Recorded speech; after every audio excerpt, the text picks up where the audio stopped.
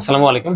যারা অলরেডি ভর্তি পরীক্ষার প্রিপারেশন শুরু করছো, তোমাদের একটা বিষয় একটু জানতে হবে, সেটা হচ্ছে ঘুম কিভাবে তুমি নিয়ন্ত্রণ করবে আসলে। রাতে পড়বা নাকি সকালে পড়বা, এবং কোন পড়াটা বেশি ইফেক্টিভ ইত্যাদি নিয়ে আসলে অনেক আলাপ আলোচনা আছে।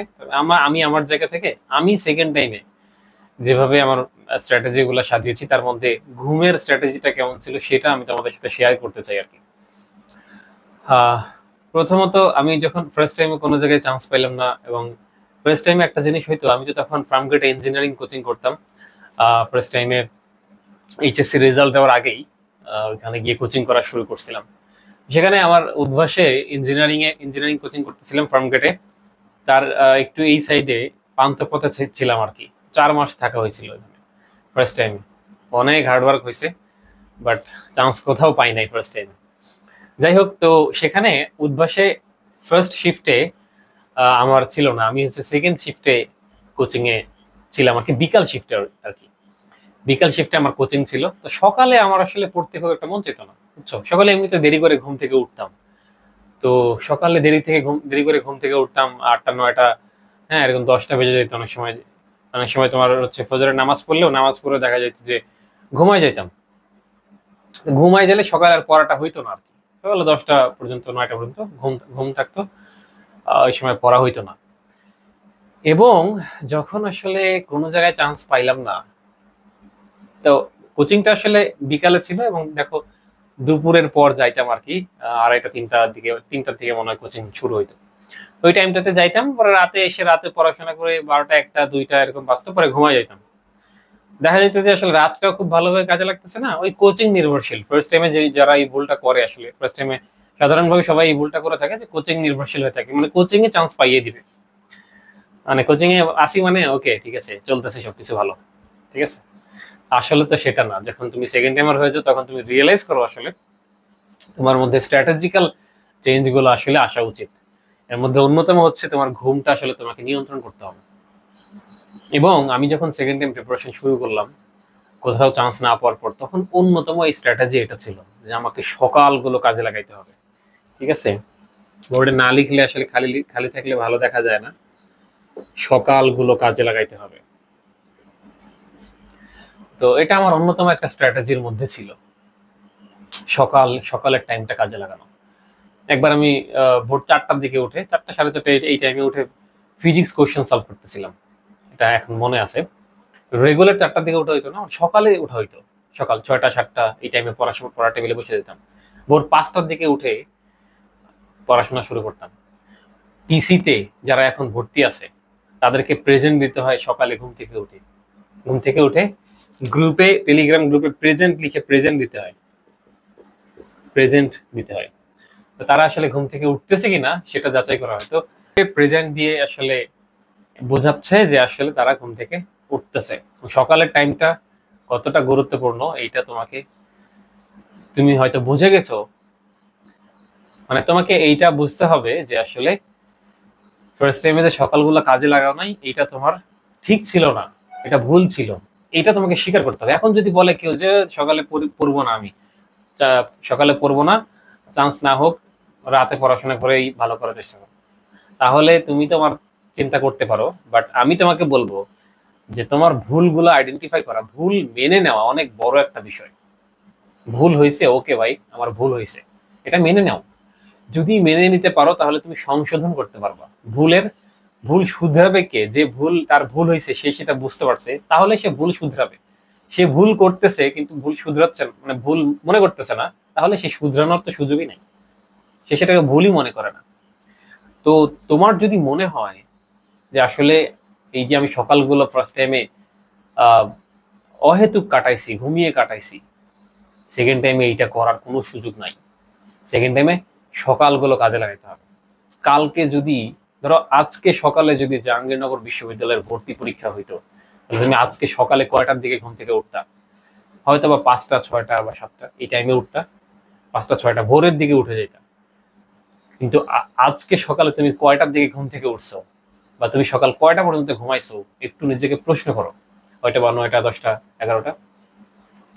এই যে ঘুমের মধ্যে কাটাচ্ছ, তোমার মেন্টালি তুমি আসলে ওইভাবে প্রিপেয়ার হয়ে, মানে মেন্টালি আসলে ওইভাবে আগাচ্ছ। হ্যাঁ, তো এক্সামের দিন তুমি যদি হুট করে একদিন সকালবেলা উঠে যাও, আগে তো তোমার সকালবেলা ওঠার অভ্যাস নাই, দেখা যাবে কি তোমার আসলে ওই দিনের আউটপুটটা সেরা আসতেছে না। এই জন্য সকালে ওঠার প্র্যাকটিসটা অনেক আগে থেকেই করো। সেকেন্ড টাইমে তুমি যদি ডেডিকেটেড থাকো তাহলে তুমি এই কাজটা করো। এবং সকালে পড়াশোনা ইফেক্টিভ না এটা কেউ কখনো কোনোদিন বলতে পারবে না, ঠিক আছে? আর রাতে পড়াশোনা করে অনেকে অনেক ভালো করতেছে, কিন্তু তুমি যেহেতু রাতে পড়াশোনা করে নিজের সর্বোচ্চ আউটপুট আনতে পারো নাই, এই জন্য নিজের মধ্যে চেঞ্জ নিয়ে আসতে হবে। And এটা তোমার জন্য অনেক ইফেক্টিভ হবে। সকালবেলা পাখির কিচিরমিচির শব্দে তুমি পড়াশোনা শুরু করবা, সবাই ঘুমাচ্ছে কিন্তু তুমি উঠে পড়ছো। হ্যাঁ, তুমি উঠে পড়াশোনা শুরু করে দিছো, ওইটা ব্রেইনে যাবে, ব্রেইনে স্টেবল হবে পড়াটা। তুমি ওই সময় পড়লেই দেখতে পারবা, ঠিক আছে? তো মেডিকেল ভর্তি পরীক্ষায় 2020-21 না কি 21-22 মেবি, আমি ভুলে গেছি, 21-22 সম্ভবত। আহ, মুন মুন নামে একজন মেয়ে ফার্স্ট হয়েছিল, মুনমুন নাকি মুন, যে কোনো একটা। তো সে বলছিল যে ফজরের নামাজ পড়ে আমি কোরআন তেলাওয়াত করে এরপরে পড়তে বসে যাইতাম। সে সাংবাদিককে বলছিল আর কি, আহ, একটা ইন্টারভিউতে। তো এরকম আসলে অনেক কাহিনী আছে। সে মেডিকেলে ফার্স্ট হয়েছিল। এখন তুমি সকালগুলো কাজে, দেখো সকালে ঘুম থেকে উঠা সহজ কাজ না, এই জন্য তুমি সেটা করতে হবে, ঠিক আছে? তুমি দেখো 5 ওয়াক্ত নামাজের মধ্যে 4 ওয়াক্ত নামাজ পড়া সহজ লাগে, ফজরের নামাজ পড়া আমাদের সবার জন্যই কঠিন লাগে। তো এই কঠিন কাজটা করলে সওয়াবটা বেশি হয় না? যখন এই যে ফজরের নামাজটা পড়ে ফেলো তখন দেখবে সারাদিন নামাজ পড়ার একটা আগ্রহ থাকবে, অন্যান্য ওয়াক্তের ক্ষেত্রে। এই জন্য সকালে ঘুম থেকে উঠলে সারাদিন পড়াশোনা করার একটা আগ্রহ তোমার মধ্যে থাকবে, মানে সকালে যখন পড়তে বসো তখন রাত পর্যন্ত দেখবে পড়াশোনা করার একটা আগ্রহ থাকবে। তো এই জিনিসটা তুমি তোমার মধ্যে চেঞ্জ নিয়ে আসতে পারো। এখন কথা হচ্ছে কিভাবে তুমি সকালে পড়বা, ঘুমটা নিয়ন্ত্রণ করবা কিভাবে? তুমি তুমি আনুমানিক যদি 1টা থেকে 1টা 30 এই সময়ের মধ্যে ঘুমায় যেতে চেষ্টা করবা। এই সময়ের মধ্যে আর ঘুমানোর আগে মোবাইলটা তুমি দূরে রাখবা আর কি। হ্যাঁ, ঘুমানোর আধা ঘন্টা আগে মোবাইলটা তুমি অন্য কোথাও রেখে দিবা, এরপরে ঘুমানোর চেষ্টা করবা, দেখবা ঘুম চলে আসবে। তুমি চোখ বন্ধ করে অনেকক্ষণ থাকলে, অ্যাটলিস্ট 40 মিনিট সর্বোচ্চ থাকলা চোখ বন্ধ করে, ঘুম তো আসবেই। তো চেষ্টা করবা ঘুমানোর। এখন ভাই রাতে ঘুম আসে না, কি করব? রাতে ঘুম আসে না, সেক্ষেত্রে আমি তোমাকে বলবো যে তুমি বিকালের টাইমে ব্যায়াম করবা। বিকালের টাইমে কি করবা? ব্যায়াম করবা। বিকালের টাইমে ব্যায়াম করতে হবে। ব্যায়াম করলে শরীরে একটা ক্লান্তি ভাব আসবে, এর মানে এই না যে ক্লান্তি হয়ে তুমি কিছু করতে পারবে না। দেখো সন্ধ্যার পর আরেকটা নতুন একটা উদ্দীপনা তোমার মধ্যে, নতুন একটা উৎসাহ তৈরি হবে পড়ার জন্য, যখন তুমি বিকালে ব্যায়াম করবে। ব্যায়াম করার পরে শরীরে একটা উৎফুল্ল ভাব থাকে, তারপরে তুমি দেখবে আলাদা একটা এনার্জি পাইছো। তারপরে যেহেতু ব্যায়াম করছো ওই যে বিকালে, এই জন্য রাতে তাড়াতাড়ি ঘুম আসবে। হ্যাঁ, তখন তোমাকে ঘুমাইতে হবে 5-6 ঘন্টা, ঘুমিয়ে সকালে ঘুম থেকে উঠে যাবে। বাট তুমি যদি দেখো রাতে ঘুম আসতেছে না, এর মানে তোমার শরীরে হচ্ছে তুমি ব্যায়াম করতেছো না, হয়তো শারীরিক ব্যায়াম করো। ইউটিউবে 10 মিনিটস ওয়ার্কআউট, 10 মিনিটস, এটা তো মার্কারে কালি নেই, দেখি এটাতে আছে কিনা। 10 মিনিট ওয়ার্কআউট, এটা ইউটিউবে সার্চ করলে দেখবা আসবে। যেগুলো পারবা না, যে ব্যায়ামগুলো, সেগুলো করা দরকার নেই। নর্মালি যে ব্যায়ামগুলো করলে তোমার হচ্ছে ঘাম ঝরতেছে, অ্যাটলিস্ট ওইরকম ব্যায়াম করো, তাহলে রাতে তাড়াতাড়ি ঘুম আসবে। এবং ব্যায়াম করলে তোমার শরীরে রক্ত সঞ্চালন বৃদ্ধি পাবে এবং দেখবা যে পড়াটাও মনে থাকবে ভালো।